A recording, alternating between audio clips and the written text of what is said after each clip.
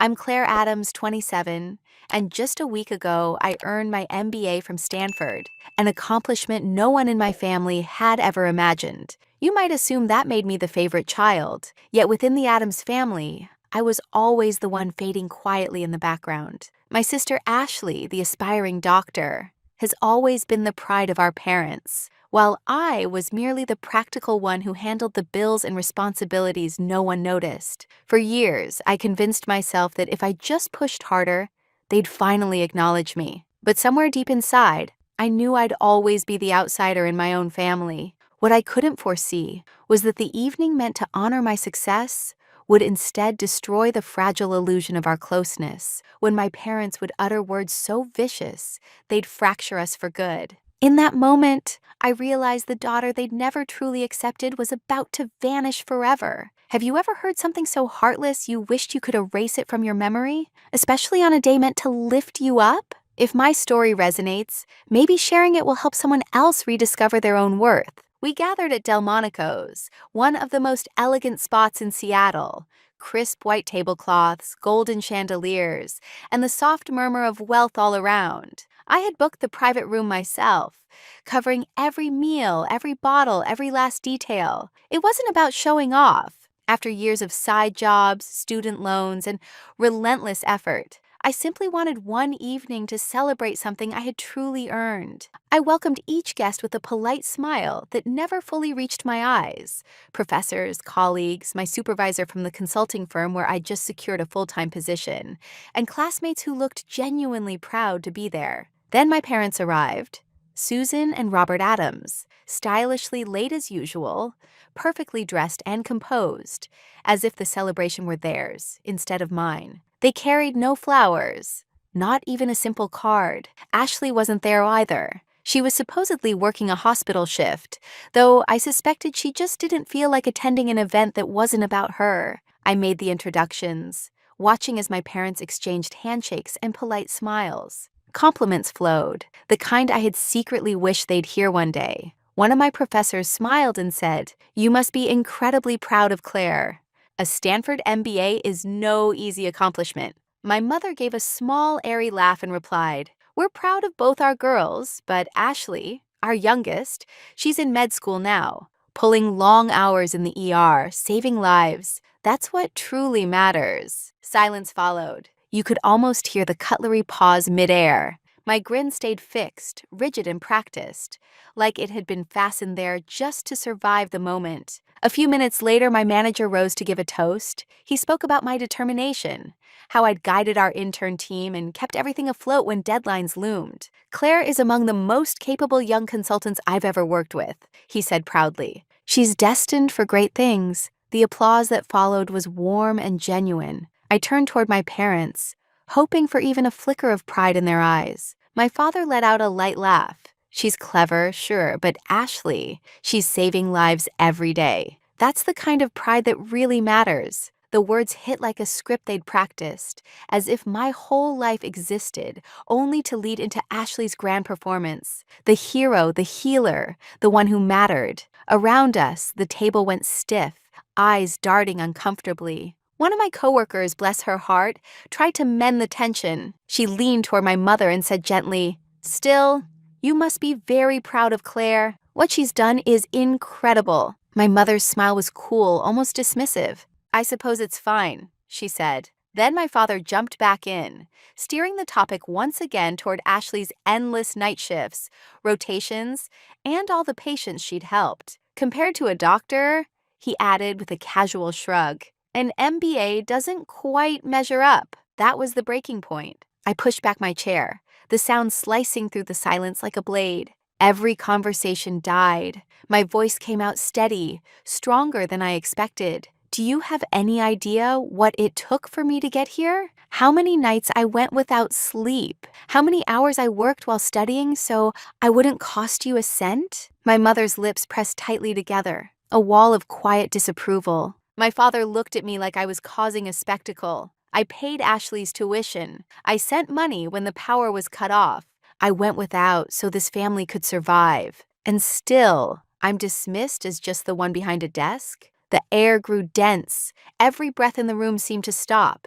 By then, I wasn't speaking to the guests, only to the two people who had never truly seen me. If I'm as useless as you think, then who do you believe kept this family from falling apart all these years? My father rose, his face flushed with anger. He didn't raise his voice. He didn't need to. His reply was sharp enough to wound. We wish we never had a daughter like you. A collective gasp, the sound of a spoon hitting a plate. For a heartbeat, my vision swam. Not from tears, but from sudden, painful clarity. I looked around the table, seeing every shocked expression, every person who valued me for what I'd achieved, and then back at the two who had just erased me in an instant. When I finally spoke, my tone was calm, almost steady. If that's truly what you wish, then maybe it's time I start living as though I never belonged to you at all. And I left. If I was never truly wanted, maybe it was time to start living like I never belonged to them at all. I didn't shed a single tear that night, not when I stepped out of the restaurant, not when my heels echoed on the wet Seattle pavement beneath a soft drizzle that felt almost familiar, not even when I made it home, slipped off my shoes, and sat in the quiet darkness of my apartment. But the next morning, when I unlocked my phone and saw 11 missed calls from my parents and a single message that said, "You embarrassed us. I hope you're proud of yourself," that's when something inside me gave way. It wasn't sadness that hit me. It was sheer fatigue, because this wasn't some isolated moment. It was just the latest scene in a lifelong pattern I'd finally stopped pretending was normal. I wasn't surprised anymore. I was simply finished. All through my childhood, I was the quiet girl who faded into the background, while Ashley sparkled under every spotlight. We were only 2 years apart, yet it often felt like decades of distance in how we were loved. Ashley had piano recitals, ribbons for participation, birthday parties with towering cakes and golden balloons spelling out her name. I once got a cake that read, "Happy birthday, Ashley O. and Claire," scrawled awkwardly in the corner. A punchline that became a family favorite. They laughed. I didn't, but I smiled like I always did. I learned young that success only counted if it matched what they valued. When I brought home the first place certificate from the regional math competition, glowing with pride, I truly thought it might finally mean something. Mom didn't even glance up from the laundry basket. "That's nice," she said casually, "but Ashley's volunteering at the hospital." That phrase, real impact, was their mantra. It echoed through every conversation, every comparison. Apparently, nothing truly mattered unless it came with a stethoscope. Still, I didn't quit. I kept pushing, believing that if I achieved enough one day, they'd finally say what I'd spent my whole life waiting to hear. "We're proud of you, Claire." So I kept grinding. Through college, juggling 3 jobs at once. I opened the coffee shop at dawn, scrubbed offices after evening classes, and spent weekends tutoring kids from the neighborhood. Every paycheck disappeared, toward household bills, toward Ashley's endless med school expenses. No one ever asked how I managed it. They just accepted the help, as if it were owed. Michael used to tease that I was the only person who could balance a family budget faster than I could recognize my own worth. He said it with a grin, but there was always that flicker of tenderness in his eyes afterward. Michael had been my closest friend since college, the one person who always saw past the masks I wore. His story wasn't identical to mine, but it carried the same melody. His father, a former military man, demanded obedience with an iron hand. When Michael chose art instead of engineering, the man disowned him. But unlike me, Michael didn't spend years begging for approval. "You can't water dead roots, Claire," he once told me. "It's not your fault when nothing grows." At the time, I brushed it off, thinking he was just bitter. I still believed loyalty meant giving until there was nothing left to give. But that night, for the first time, his words began to make sense. After the disastrous dinner, Michael called. I couldn't bring myself to answer, but I replayed his voicemail over and over. "Claire, I'm proud of you, not just for speaking up, but for finally walking away. Call me when you're ready to breathe again." I wasn't ready yet. Not completely, but something inside me had begun to shift. For years, I'd clung to this fragile hope that if I stayed quiet and worked harder, my parents would finally turn toward me and see me. That hope had been my lifeline. But now, I was beginning to realize that maybe freedom comes only when you stop begging for love from people who will never give it. When I left my old apartment, I didn't take much, just the basics. My laptop, a few worn clothes, the books I couldn't let go of, and one framed photo from college. Michael and me on the campus lawn, holding coffee cups, grinning like fools at a world that still felt wide open. That was before everything got messy. Before I forgot how to smile the way I did in that photo. I found a small one-bedroom place in Bellevue. Simple but cozy, with hardwood floors, white walls, and a wide window looking out onto a quiet street, shaded by maple trees. It wasn't much, but it was mine. Paid for with my own earnings. Chosen, arranged, and lived in entirely by me. No Ashley, no Susan, no Robert, just Claire. That first night, I barely slept. I lay on a mattress set directly on the floor, staring up at the ceiling, surrounded by stillness. At first, the quiet felt hollow, but the longer I listened, the more I understood it wasn't emptiness. It was peace, something I hadn't felt in years. The next morning, I opened my laptop and checked my bank account. 3 automatic transfers were lined up. One to my parents' utility bills, one to Ashley's tuition, and another toward the family mortgage. I canceled each of them. My fingers shook slightly as I hit confirm. But a strange lightness settled in my chest. No explanations, no apologies, just done. Over the next few weeks, I started piecing together a life that finally belonged only to me. Work at the consulting firm began to take off. My manager handed me a major assignment, a restructuring project for a Fortune 500 tech company. I poured myself into it, staying late, running meetings, solving problems instinctively. For the first time, I wasn't chasing anyone's praise. I was doing it for me, and people began to take notice. More invitations to meetings, more requests for input. My ideas were finally being heard. My name started circulating, not as Ashley's sister or the dependable daughter, but as Claire Adams, the rising talent. Evenings became my sanctuary. I'd come home to my peaceful little apartment, where I added pieces that felt like fragments of myself. A soft gray couch, a lamp shaped like a tree branch, a tall bookshelf to finally unbox my paperbacks. I lined the window with succulents, lit candles, and played jazz while cooking dinner for one. It felt extravagant, almost selfish, and it felt wonderful. One Saturday, Michael showed up with a bottle of wine and 2 oversized bags of Thai food. Still breathing? He joked as he stepped inside like he'd been there 100 times. I smiled. I think I'm finally starting to live. We sat cross-legged on the floor, eating noodles, sipping cheap Cabernet, laughing about our college days. For a while, life felt light again. Simple, unburdened. I like this place, he said, glancing around. It feels like you. I hesitated, smiling faintly. I think I'm still figuring out what that means. He lifted his glass and said softly, to figuring it out. Our glasses touched, and a quiet warmth spread through me. It wasn't pride or relief. It was something gentler, maybe the first trace of self-acceptance, or at least the sense that I was finally moving toward it. Later that night, as I folded a blanket over the back of the couch, my phone buzzed. Mom, then again, Dad. No messages, just a string of missed calls, 10 in total. I didn't answer. I didn't even check them. Instead, I switched the phone to silent, wrapped myself in the blanket, and watched the streetlights flicker through the window. They had chosen silence for years.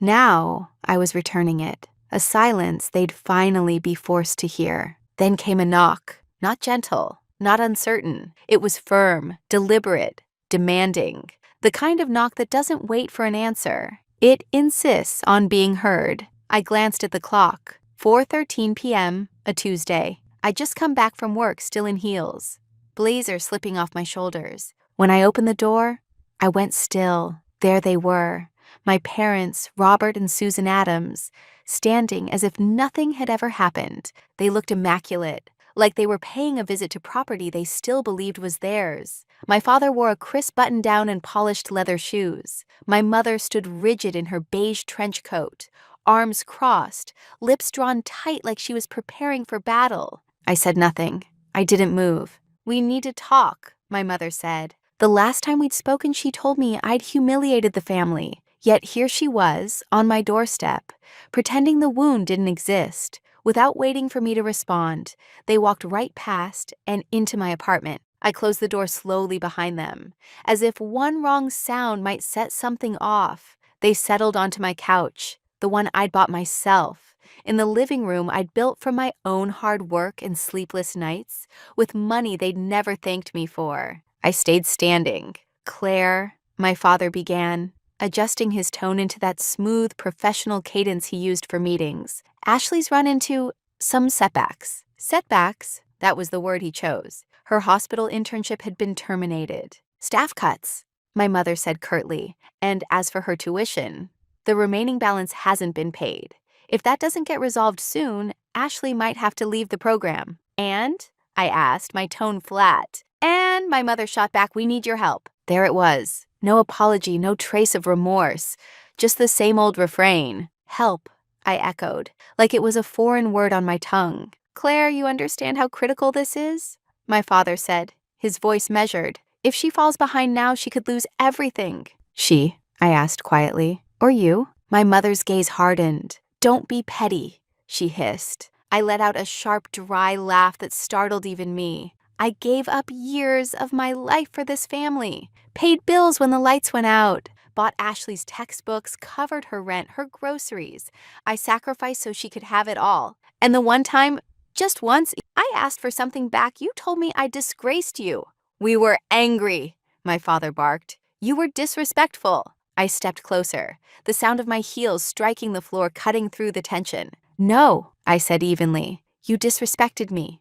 For years, quietly, consistently, until it became the rhythm of our family. You didn't raise me. You drained me." My mother straightened, her arms unfolding. "We're your parents," she said sharply. "We brought you into this world, and I carried it."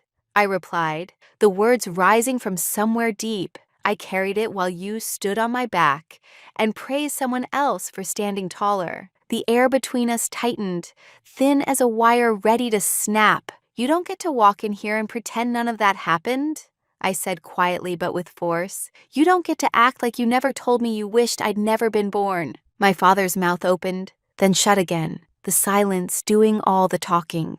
I moved to the door and held it wide. "If you came here to apologize, I'd listen. But if you came to ask for more, that conversation ended the night you disowned me." Neither of them moved. "Claire, this is family," my mother said, her tone climbing. "Blood is blood, not when it's toxic," I said, shaking my head and nodding toward the hallway. They left stiffly, wordless. But before stepping through the doorway, my mother turned and said, "You'll regret this. Someday you'll realize you need your family." I met her eyes without blinking. "I already have one. It just doesn't include you." The door closed behind them with a soft click, and for the first time, there was nothing inside me but quiet. No guilt, no fear, no doubt. Just air, cool and clean, still, free. This time, when the door shut behind them, I didn't cry. I smiled. The weeks that followed moved in quiet rhythm. No calls, no texts, just silence. The same silence they once demanded from me. Except now it wasn't submission, it was strength. It wasn't the silence of someone shrinking. It was the calm of someone who had finally found her own voice in the quiet. At work, I poured myself into everything. I led meetings with a confidence that felt unfamiliar at first, like wearing someone else's jacket, until I realized it had always been tailored for me. People listened when I spoke. Clients began asking for me by name. Then came the big assignment. A multi-million-dollar restructuring for a tech giant out of Redmond, the kind of project that defines a young consultant's career. My manager handed it to me without hesitation. "You've earned this," he said. "Don't look back." And I didn't.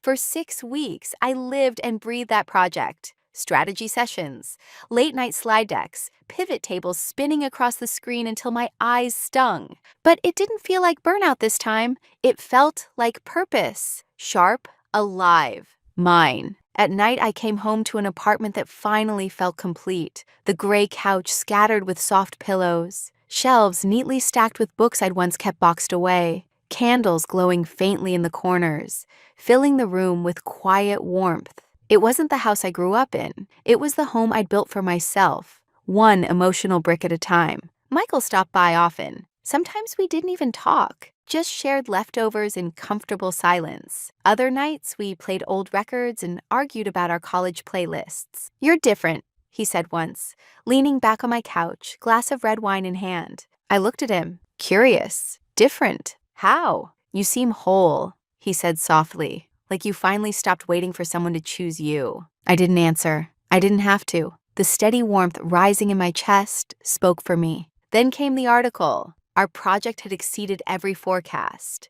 The client renewed, doubled their investment, and credited our team's strategy publicly. And there it was, my name, bold and unmistakable front and center. A local business magazine reached out for an interview. I said yes, though a part of me hesitated. I wasn't accustomed to being visible, but during the interview, I told the truth, not just about the project's success, but about the road that led me there. Without pointing fingers, I spoke about what it means to grow up unseen, to chase validation that never comes, and to finally stop needing it. The article was titled Rising Star, Claire Adams on Leading Through Resilience. It spread fast. First hundreds of likes, then thousands. My inbox filled with messages from strangers who said my words felt like their own. People confessing that they cried reading them. One sentence kept getting shared over and over. "You don't have to earn love from people who use it as a weapon." Michael texted me a screenshot circling that line. "Damn, Claire," he wrote. "You started a quiet revolution." But not everyone stayed quiet. Emails began flooding in from my parents. Clipped, angry, seething. "You've humiliated this family. How dare you speak about us in public? Ashley's struggling and you're out there showing off." I didn't answer. They shifted from guilt to accusation, and finally, back to silence. And I stayed still. For once, I didn't feel compelled to defend, explain, or repair. I let it shatter. And this time, I didn't rush to pick up the pieces. And somehow, when everything else had fallen apart, I hadn't. One evening, I stood before my floor-to-ceiling window, a glass of wine in hand, watching the Seattle skyline glitter, as if it were quietly rooting for me. I thought of that younger version of myself, the one who used to send half her paycheck home, waiting for gratitude that never came. I remembered that dinner, that single cruel sentence, "We wish we never had a daughter like you." And then it hit me. I used to believe silence meant surrender. Now I understood. Silence could be strength. The celebration I threw wasn't extravagant. It was small on purpose. No upscale venue. No obligatory guest list filled with names I barely recognized. Just a handful of close friends, colleagues who'd stood by me when life unraveled. And Michael, naturally, who arrived with 2 bottles of wine and a ridiculously large cheese board he insisted on arranging himself. It wasn't a party for achievement.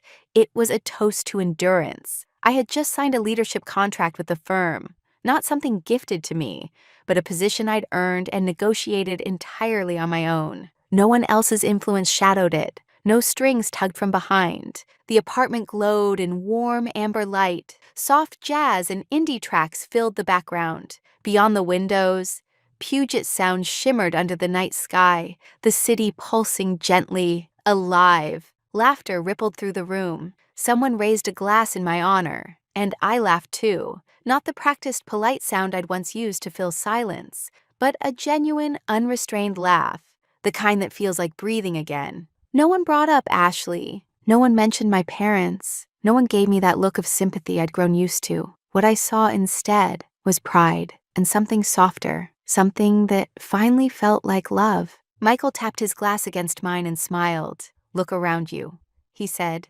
gesturing toward the laughter and light. "This is the family you built, Claire." I nodded, the truth of it sinking in. "Yeah," I said quietly, "the kind that chose me too." Later, when everyone had gone, I stepped out onto the balcony. The air from the bay was brisk, clean, brushing through my hair like it was clearing away what was left of the past. Below, Seattle's lights shimmered like scattered stars. I finished the last sip of my wine and let myself breathe. I thought of all the unseen sacrifices, the years I kept giving until there was nothing left to give. I thought of that dinner, of those words I'll never unhear. But then I remembered the first time I stood up for myself, the first night I slept here, alone but safe, The first time someone told me they were proud of me and meant it. And it hit me. Maybe we don't get to choose the family we're born into, but we do get to decide which parts of that story stay with us and which ones we finally set down. Maybe love that demands proof isn't love at all. Maybe real freedom is learning to stop needing what was never freely offered. From inside, my phone began to buzz.